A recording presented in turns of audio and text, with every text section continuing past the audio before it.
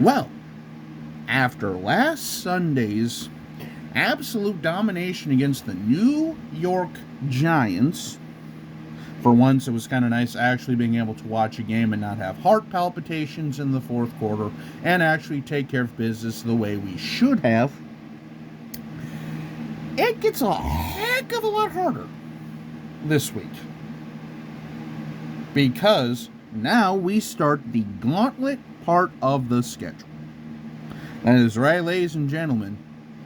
Week 2 of the 2024 NFL season, your Minnesota Vikings take on the San Francisco 49ers at US Bank Stadium in the Vikings home opener.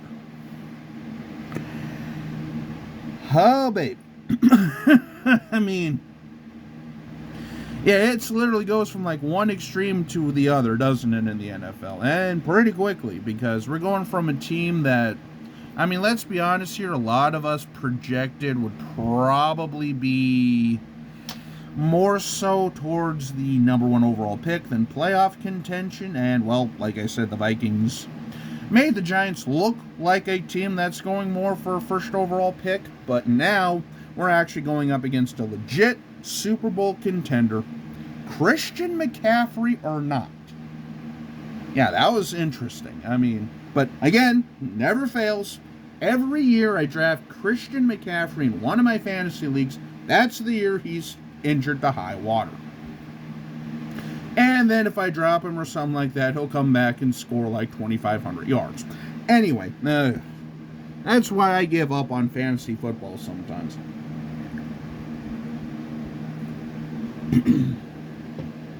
Because, boy, is it very, very unpredictable. But anyway, back to the game at hand here. Coming off of a Monday night victory against the Jets, in which the San Francisco 49ers looked dominant. I mean, let's just be honest here. It was a bad weekend if you're a Giants or Jets fan, but regardless. Yeah, San Francisco just, at home did the darn thing. I mean, Kittle went off. This running back by the name of, I want to say it's Jordan Mason. Jordan Mason, man. I mean, an undrafted kid out of Georgia Tech gets his time to shine and runs for over 100 yards in his debut, basically. So even without Christian McCaffrey, they still got a pretty potent run game. I mean, that was intriguing to see here, but again, they have all their pieces back. Trent Williams is coming into shape and stuff like that. I have a feeling he might not be 100% this week just because of the whole contract thing, and then getting your body ramped up usually takes a couple weeks, but he's still pretty darn good on the edges and stuff like that. So pass rush is going to need to feast in this one, because if Brock Purdy has a lot of time in the pocket, Ayuk, Samuel, Kittle, need I say more? Yeah.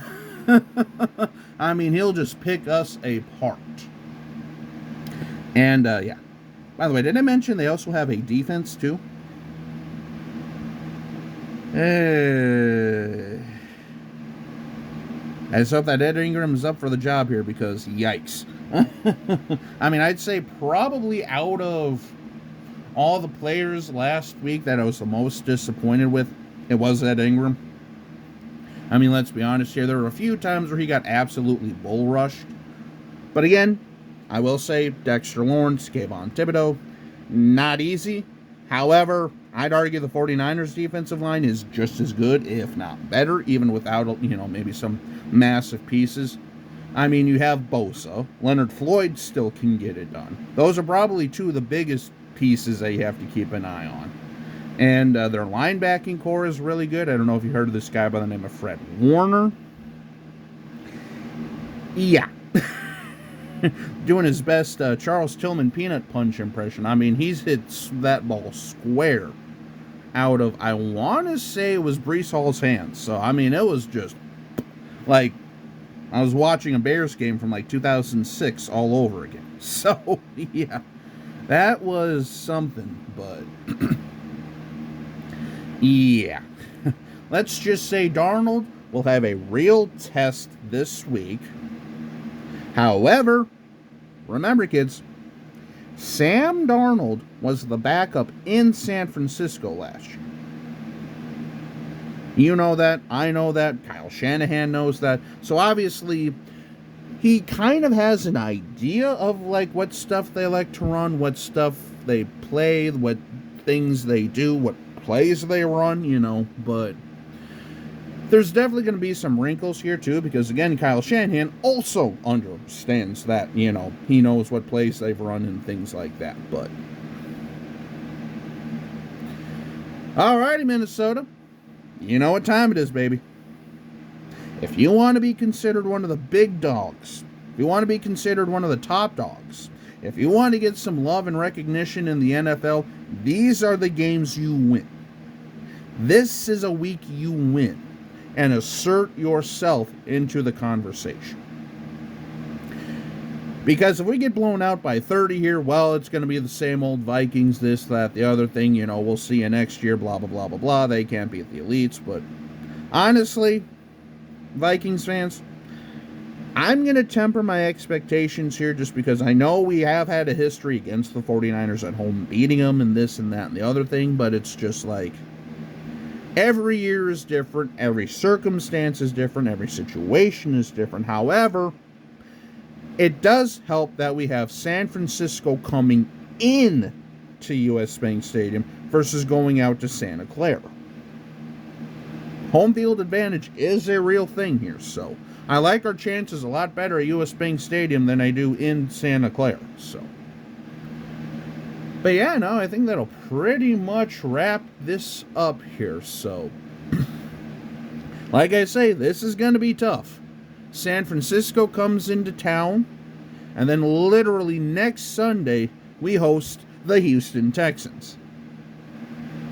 That's right, ladies and gentlemen. These next 2 weeks are not going to be easy. However, they are at home, and if we can at least get one, if not both of these games, then I kind of like our chances moving forward here. But again, let's not overlook San Francisco here. Let's go out there, play our best game.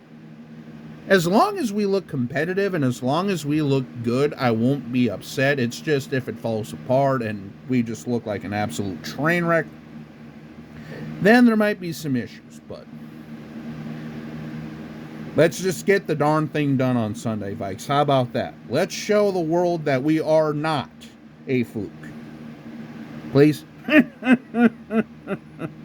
I mean, I may be one of like 5 people that actually genuinely think this team can do something. But again, like I say, it is early in the year, so who knows? But yeah, that'll wrap this up. So until we meet again, this is Jacob. Have a good one.